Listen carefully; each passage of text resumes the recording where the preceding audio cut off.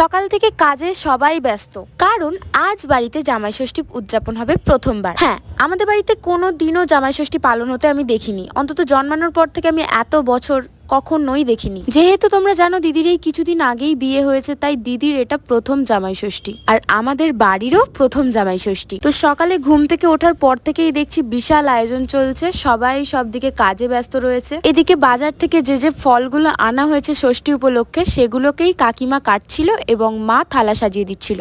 এদিকে আমরা জামাই ষষ্ঠীর সমস্ত কেনাকাটা আগের দিন সন্ধ্যেবেলায় করে রেখেছিলাম, কিন্তু প্রচন্ডের গরমের কারণে এই ফলগুলোর কি দশাটাই না হয়েছে। লিচুটা তো একেবারেই লাল লাল দাগ হয়ে গিয়েছে, তবু এই ফলগুলো ফ্রিজে ছিল, তাই নয়তো পুরোটাই নষ্ট হয়ে যেত হয়তো। এখানে অনেক রকম ফল কাটছিল মা কাকিমারা, সবই ঠিক আছে জানো তো, কিন্তু তরমুজের কালারটা না কিরকম ফ্যাকাশে টাইপের। এদিকে আমি বড় হাঁড়িতে করে পোলাও করতে বসিয়ে দিয়েছি। ইয়েস, আজকের মেনুতে রয়েছে পোলাও, যেটা কিনা পুরোপুরি রান্না করছি আমি। আর এদিকে দিদি বানাচ্ছে চিকেন কাটলেট, যেখানে জিজু একটুখানি হেল্প করছিল দিদিকে। আরে দাঁড়াও দাঁড়াও, চিকেনটাকে আবার যেন আলু মাখা ভেবো না, কারণ চিকেনটাকে যেহেতু পেস্ট করে নিয়েছে তাই একটু আলু মাখার মতো দেখতে লাগছে। আর তোমরা নিশ্চয়ই ভাবছো যে জামাই ষষ্ঠীর দিনে দিদি জিজু সবাই মিলে এসে কেন রান্নার কাজে হেল্প করছে। অ্যাকচুয়ালি দিদি দুদিন আগেই চলে এসেছিল বাড়িতে, আর জিজু এসেছে আজকে সকালে। আর চিকেন কাটলেটটা ছিল সম্পূর্ণ ওর রেসিপি, জানি না কেমন খেতে হবে। আর এই হলো আমার লাজুকে ভাই, সব সময় লজ্জা পেতে থাকে। আর এদিকে ততক্ষণে ফল মিষ্টান্ন সবকিছু রেডি করা হয়ে গেছে, প্লেটে সাজানো। তো এখানে আমি জানলাম যে জামাই ষষ্ঠীতে নাকি মেয়ে জামাইকে 9 রকমের ফল, 9 রকমের মিষ্টি,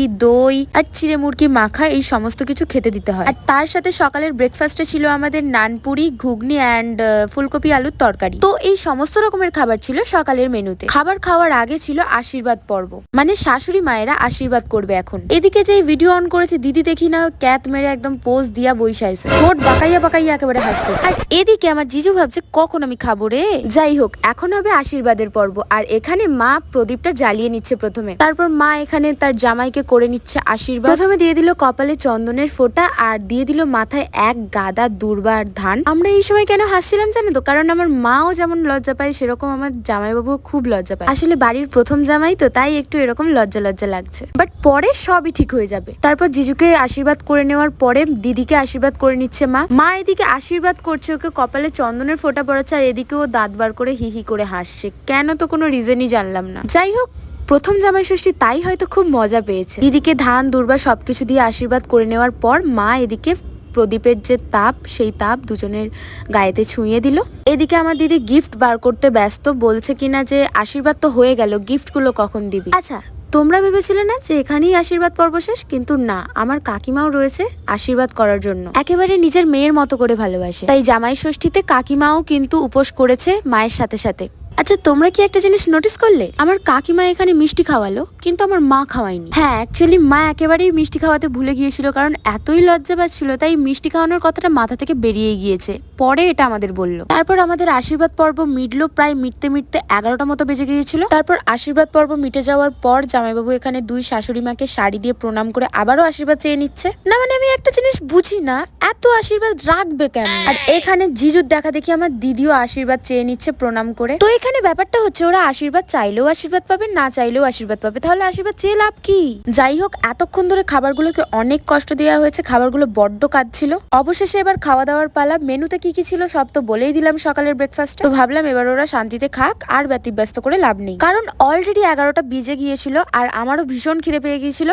তাই আমিও এখানে নানপুরি, ফুলকপির তরকারি অ্যান্ড ঘুগনি নিয়ে বসে পড়লাম। বাট আমি ঘুগনিটা খাইনি, খেয়েছিলাম ফুলকপির তরকারি আর নানপুরি। আর আমি যেহেতু ফল খেতে একদম ভালোবাসি না, তাই আমি এখানে ফল খাইনি। ফলের মধ্যে যেহেতু আমি লিচুটা ভালো খাই, তাই লিচুটাই খাচ্ছিলাম। আমি আর ভাই একসাথে খেতে বসেছিলাম, আর ওকে দেখো ক্যামেরাতে নিলে রিয়াকশন দেখো,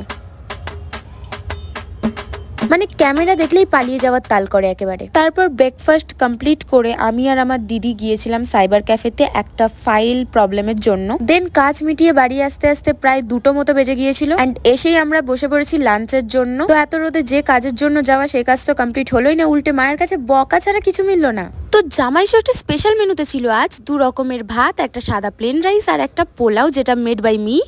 তারপর ছিল 5 রকমের ভাজা, ফুলকপি আলুর রোস্ট, কাতলা মাছের কালিয়া, চিকেন, মাটন, নারকেল দিয়ে চিংড়ি মাছের মালাইকারি, চাটনি, পাঁপড়, দই, মিষ্টি। তো এই সমস্ত খাবার খেতে খেতে জিজু একেবারে হাঁপিয়েই গেছে।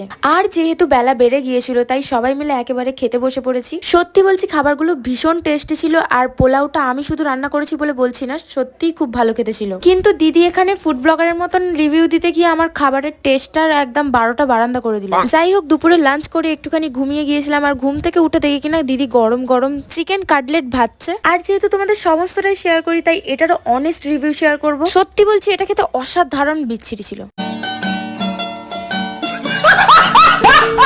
2000 years later. তারপর রাত্রিবেলা এখানে ডিনারে বসে গেছি, আর ডিনারে ছিল লুচি, আলুর দম, চিকেন, চিংড়ি মাছের মালাইকারি এন্ড সিমাই। বাট আমি শুধুমাত্র খেয়ে নিলাম লুচি আর চিকেন, কারণ আলুর দম ভাল লাগছিল না, সিমাই আমি খাই না, আর চিংড়ি মাছের মালাইকারি ইচ্ছে করছিল না। তো যাই হোক, রাত্রিবেলা ডিনার করে আমি চলে গেলাম ঘুমোতে, আর এভাবেই আমার দিনটা কাটলো। তো তোমাদের কেমন কেটেছে দিনটা অবশ্যই কমেন্টে জানিও, আর সবাই ভালো থেকো, সুস্থ থেকো। দেখা হচ্ছে নেক্সট ভিডিওতে, তার জন্য চ্যানেলটাকে সাবস্ক্রাইব করে বেল আইকনটা প্রেস করতে একদম ভুলো না। তো থ্যাঙ্কস ফর ওয়াচিং গাইজ, দেখা হচ্ছে নেক্সট ভিডিওতে।